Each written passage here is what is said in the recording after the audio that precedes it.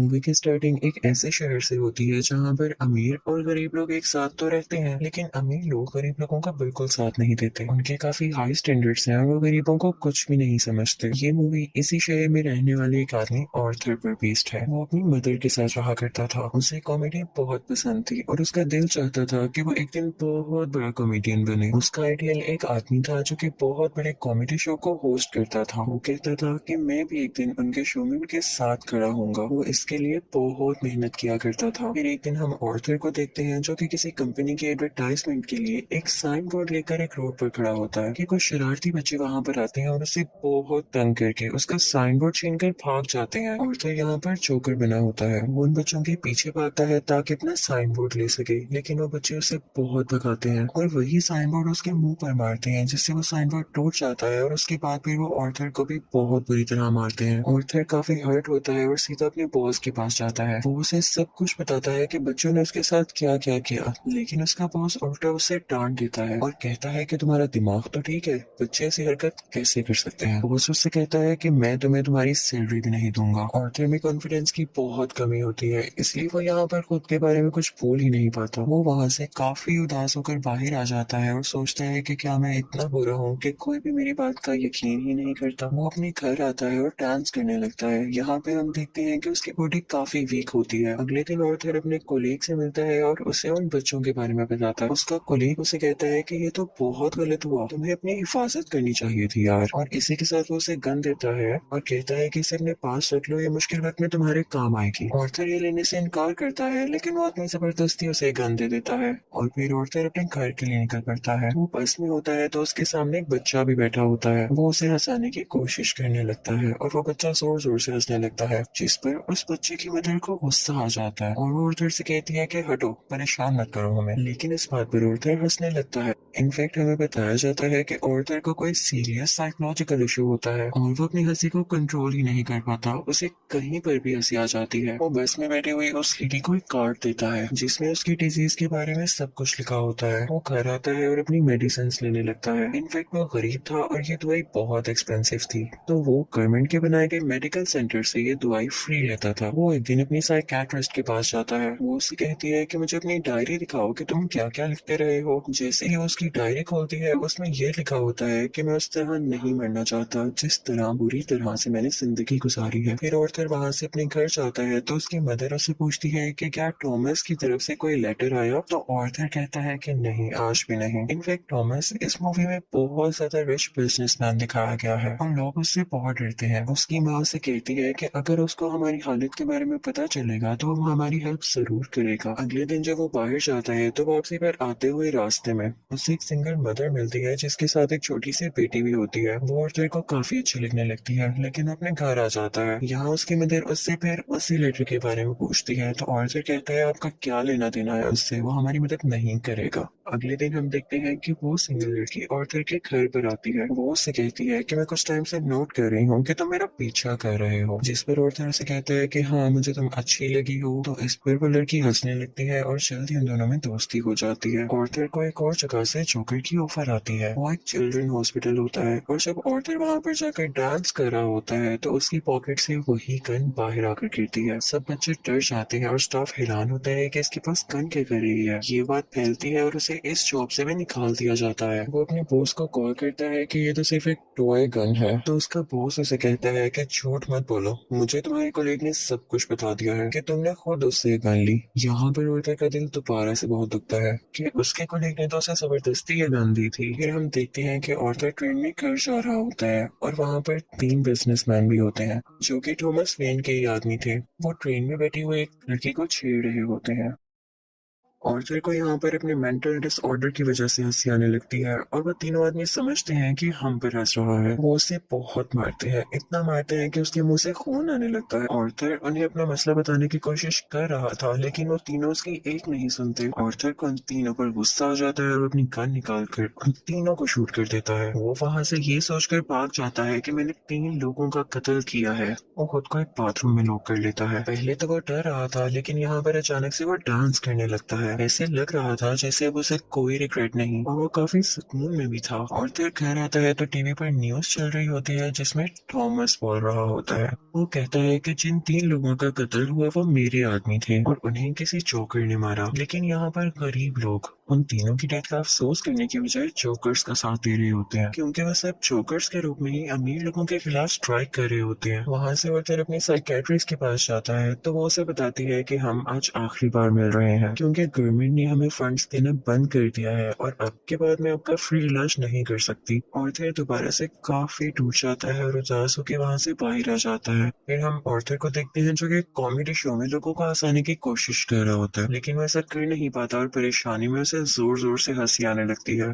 इस वजह से उसका शो खराब हो जाता है और वो घर आ जाता है। घर आने पर उसकी मॉम उसे कहती है कि बेटा ये लेटर थॉमस के लिए पोस्ट कर दो। ऑर्थर जब ये पढ़ता है तो उसे अपनी आंखों पर यकीन ही नहीं आता। वो अपनी मदर के पास जाता है और कहता है आपने मुझसे ये सब कुछ क्यों छुपाया। उसकी माँ उसे बताती है कि बेटा मैंने ये जानकर नहीं किया। इनफैक्ट थॉमस और मैं एक दूसरे को पसंद करते थे और इवन शादी भी करना चाहते थे, लेकिन मैं बहुत गरीब थी और वो बहुत अमीर, तो हम सोसाइटी की वजह से शादी नहीं कर सके। ऑर्थर अपने बाप से मिलने के लिए निकल पड़ता है। जब वो वहाँ पर पहुँचता है तो उसके घर के गेट के पीछे थॉमस का अपना बेटा खड़ा होता है। ऑर्थर उसके सामने बच्चों जैसी हरकतें करने लगता है और उसे भी हंसाने की कोशिश करता है, लेकिन तभी वहाँ पर थॉमस का बटलर आ जाता है। वो उस बच्चे से कहता है कि स्ट्रेंजर से बात नहीं करते और ऑर्थर को वहाँ से जाने के लिए कहता है। ऑर्थर उससे कहता है कि मैं सच्चाई से पर्दा हटा कर ही जाऊंगा। मेरी माँ ने थॉमस के यहाँ 30 साल काम किया और वो दोनों एक दूसरे को पसंद भी करते थे और मैं किसी और का नहीं थॉमस का ही बेटा हूँ। जिस पर बटलर उसे कहता है कि तुम भी पागल हो और तुम्हारी माँ भी पागल है। उसने ये स्टोरी अपने पास से बनाई है, उसका थॉमस से कोई लेना देना नहीं है। ये सुनकर ऑर्थर को काफी बुरा लगता है और वो वहाँ से चला जाता है। ऑर्थर जब घर जाता है तो उसे पता चलता है उसकी मॉम को कोई अटैक हुआ है और उन्हें हॉस्पिटल शिफ्ट किया जाता है। ऑर्थर जब बाहर बैठा होता है तो उसके पास 2 पुलिस ऑफिसर्स आते हैं। वो उससे पूछते हैं कि ट्रेन में उस दिन जो 3 आदमी मरे क्या तुम उनको जानते हो। तो ऑर्थर आगे से कहता है नहीं, मुझे क्या पता होगा। उसे पता चलता है कि इन पुलिस ऑफिसर्स ने उसकी माँ से भी सेम क्वेश्चन किया था जिसकी वजह से उसकी मॉम को अटैक हुआ। वो अंदर अपनी माँ के पास आ जाता है और वहीं पर वो सिंगल मदर भी होती है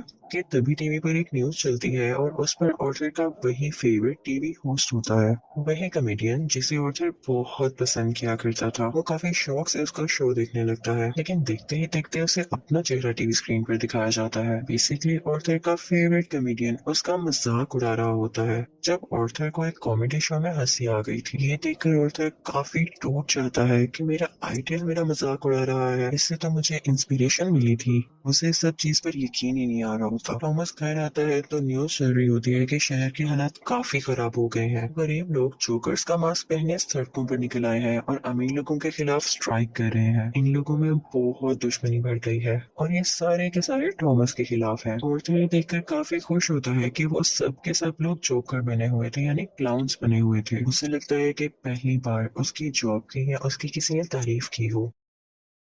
अब जहाँ पर वो गरीब लोग स्ट्राइक कर रहे थे वो एक थिएटर था। उस थिएटर के अंदर अमीर लोग एक मूवी देख रहे थे और वहाँ पर थॉमस भी था। उस स्ट्राइक को रोकने के लिए पुलिस वहाँ पर आ जाती है और उन्हें मना करती है। हर तरफ हलचल मच जाती है और इस चीज का फायदा उठाते हुए ऑर्थर उस थिएटर के अंदर चला जाता है। वो थिएटर के वॉशरूम में जाता है जहाँ पर थॉमस भी आया था। ऑर्थर उसके पास जाता है और पोलाइटली कहता है कि मैं आपका बेटा हूँ, मेरी माँ और आप एक साथ हुआ करते थे, याद करें। थॉमस उसे कहता है कि मैं इस नाम की किसी औरत को नहीं जानता और उसे जोरदार मुक्का मारता है, यानी पंच करता है, जिससे उसकी नाक से बहुत खून आने लगता है। ऑर्थर घर चला जाता है और कुछ टाइम बाद उसे पुलिस की कॉल आती है। वो इनफैक्ट ऑर्थर से भी इन्वेस्टिगेशन करना चाहते थे उस दिन के बारे में जब उन 3 आदमियों का कत्ल हुआ था। और तभी ऑर्थर को ये भी पता चलता है कि जो उसका फेवरेट कॉमेडियन था उसने ऑर्थर को अपने शो में बुलाया है। इनफैक्ट उसने ऑर्थर की जो क्लिप अपने शो में चलाई थी उसकी वजह से उसके शो की रेटिंग काफी बढ़ गई थी क्योंकि लोगों ने उसको पसंद किया था। वो बहुत खुश हो जाता है और तैयार होकर वहाँ पर जाने के लिए निकल जाता है, लेकिन उसे याद आता है कि थॉमस के बटलर ने कहा था कि मेरी माँ पागल है। तो वो उस मेंटल हॉस्पिटल पर जाता है जहाँ पर उसकी माँ का कभी इलाज हुआ था। वो उन लोगों से अपनी माँ की फाइल मांगता है। वो वहाँ से वो फाइल चुरा कर भाग जाता है। उसमें लिखा हुआ था कि ऑर्थर की माँ का किसी और के साथ रिलेशन था। वो उसे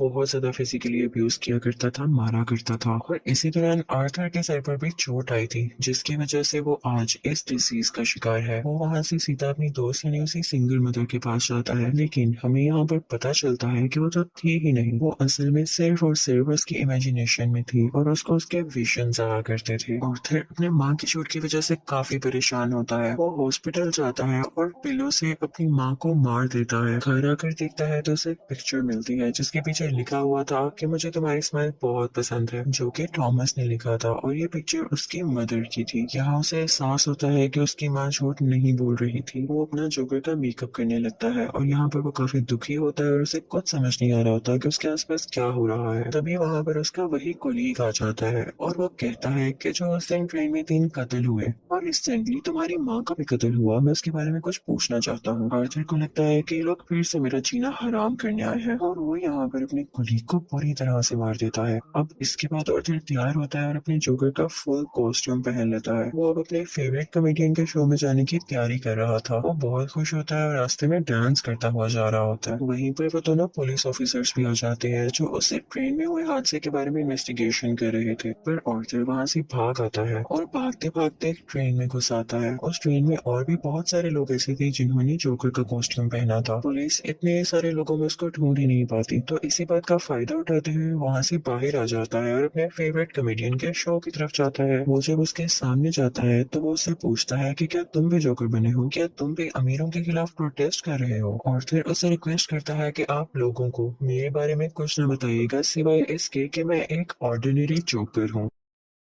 और फिर उनका लाइव शो स्टार्ट हो जाता है। ऑडियंस उन्हें देखकर काफी खुश होती है और इस चीज को काफी एडमायर कर रही होती है। वहां पर आर्थर का फेवरेट कॉमेडियन उससे क्वेश्चन करता है कि तुम यहाँ पर जोकर बन के क्यों आए हो। तो जोकर उसे कहता है कि मैं हमेशा खुश रहना चाहता था और मैं लोगों में भी खुशियां बांटना चाहता था। लोगों ने मुझे इस गेटअप में पसंद किया तो मैंने सोचा क्यों ना मैं ऐसे ही आ जाऊं। वो यहाँ पर एक बहुत ज्यादा सरप्राइजिंग बात भी करता है। वो इस लाइव शो में सबके सामने बता देता है कि उस दिन ट्रेन में जो 3 लोग मारे गए उनको मैंने ही मारा है। वो कहता है कि ये सब मैंने आपको इसलिए बताया कि अब तक कितने गरीब मरे, कितने ही ज्यादा अमीर लोगों ने गरीब लोगों को बेदर्दी से कत्ल किया, लेकिन आज तक किसी ने नोटिस किया, किसी ने भी अमीर लोगों के खिलाफ आवाज उठाई या उन गरीब लोगों को याद किया तो मुझे बताएं। और जब मैंने किसी अमीर आदमी को मार दिया तो लोग इतना शोर किस लिए मचा रहे हैं कि सब इंसान बराबर नहीं होते या अमीर लोगों में कोई और खास बात होती है। वो कहता है कि सोसाइटी बहुत खराब हो चुकी है, वो सिर्फ अपना फायदा सोचती है और अगर आज तुमने मुझे इस शो में बुलाया है तो ये तुम्हारी रहमदिली हरगिज नहीं है। तुम्हारे शो की रेटिंग मेरी वजह से बढ़ रही थी इसलिए तुमने ऐसा किया। लेकिन आर्थर का जो फेवरेट कॉमेडियन होता है वो कहता है ऐसी बात हरगिज नहीं है। आर्थर को गुस्सा आ जाता है कि तुम अभी भी झूठ बोल रहे हो और इसी के साथ अपनी गन बाहर निकालता है और उसे सबके सामने शूट कर देता है। लोग काफी घबरा जाते हैं और वहाँ से बाहर निकलने लगते हैं, लेकिन आर्थर को हम यहाँ पर काफी कॉन्फिडेंट देखते हैं। वो किसी से नहीं डरा होता। पुलिस इस बात पर जोकर यानी आर्थर को अरेस्ट कर लेती है और अपनी गाड़ी में बिठाकर उसे वहाँ से दूर ले जाने लगती है। लेकिन आर्थर रास्ते में देखता है कि उसके बहुत सारे सपोर्टर्स हैं जो उसे सपोर्ट कर रहे हैं। उनमें से कुछ लोग एक एम्बुलेंस में बैठते हैं और उसकी ज्यादा सारी स्पीड करके उस पुलिस कार के साथ टक्कर कर देते हैं, जिसकी वजह से वो पुलिस कार उल्ट जाती है और अब जोकर बाहर आ गया था। वो उन सब लोगों में शामिल हो जाता है और उसी कार के ऊपर आकर खड़ा हो जाता है। सब लोग उसे यहाँ पर देख पा रहे थे और उसे चीयर कर रहे थे। उसके मुंह और नाक से काफी खून आ रहा था, लेकिन वो उसी खून से अपनी स्माइल बना लेता है और हाथ मिलाकर जोर जोर से हंसने लगता है। ये इनफेक्ट एक ऐसी स्माइल थी जिसके पीछे गम, तकलीफ और दुख छुपा हुआ था। वो अब उन सब लोगों का हीरो बन चुका था और वो यहाँ पे काफी खुश था कि लोग फाइनली अब उसे तारीफ कर रहे थे, उसे अप्रिशिएट कर रहे थे। दूसरी तरफ हम थॉमस को देखते हैं जो कि अपनी प्रेजेंट वाइफ और अपने बेटे के साथ ये शहर छोड़कर जा रहा होता है, लेकिन तभी साइड पे खड़ा एक जोकर उन लोगों को शूट कर देता है, लेकिन वो उनके बेटे को कुछ नहीं कहता। फिर सीन चेंज होता है और हमें आर्थर यानी जोकर एक साइकियाट्रिस्ट के पास दिखाया जाता है। वो वहाँ पर भी हंस रहा होता है, तो वो साइकियाट्रिस्ट उससे कहती है कि तुम बिला वजह क्यों हंसते रहते हो। तो आर्थर उससे कहता है कि आप इस फीलिंग को कभी नहीं समझ पाएंगी, और ये कहकर वो वहाँ से बाहर आ जाता है। उसके जूतों के नीचे खून लगा हुआ था, जिससे ये जाहिर होता है कि एक अच्छा इंसान कैसे किसी कातिल में बदल गया। और इस मूवी से हमें यह लेसन भी मिलता है कि जब किसी के साथ बुरा किया जाए तो वो बुरा ना भी हो तो एक ना एक दिन बुरा बन ही जाता है। उसे इतनी अजियत दी गई, इतना टॉर्चर किया गया कि उसके अंदर से वो फीलिंग्स ही खत्म हो गई और अब वो अपनी लाइफ से बिल्कुल सेटिस्फाई था। और इसी के साथ ये मूवी भी एंड हो जाती है। आई होप आपको ये मूवी अच्छी लगी होगी। Thank you for watching.